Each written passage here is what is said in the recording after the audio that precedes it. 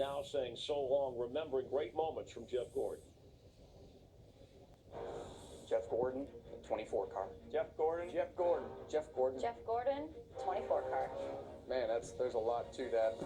It's going to be Jeff Gordon winning. Jeff Gordon wins. Jeff Gordon wins. Jeff Gordon's going to win his third Daytona 500. I remember the first time I met Jeff Gordon, and Dad walks up. He said, "Hey, once you meet this guy's going to be good."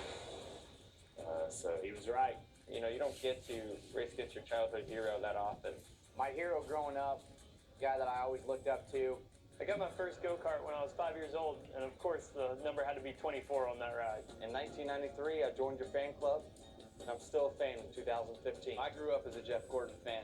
Everything Jeff Gordon. One day I was actually able to meet him. I was only about 13 years old. My mom's got a couple outfits still that she has kept. As a kid, I wore a Jeff Gordon hat. I mean, I got a couple die casts and a t-shirt that I actually still have hanging in my office at Kyle Busch Motorsports today.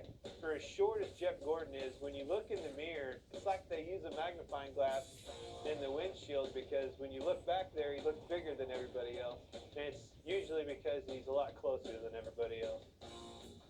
One of my favorite Jeff Gordon moments is the first time I got to race him for a win. I'm racing Jeff Gordon for a race win.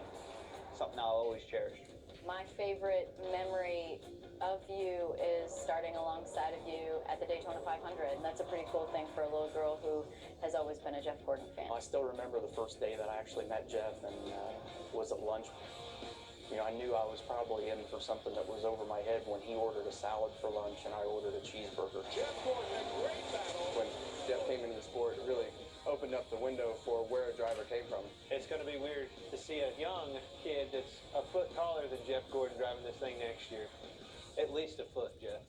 It's crazy to think about things coming around like they have. Thank you for being the face of our sport for so many important years and really thrusting our sport into mainstream media. We're all going to miss you. You're definitely the face of NASCAR. Thank you for my job, basically introducing me to my wife. He'll start the 500 from the wall.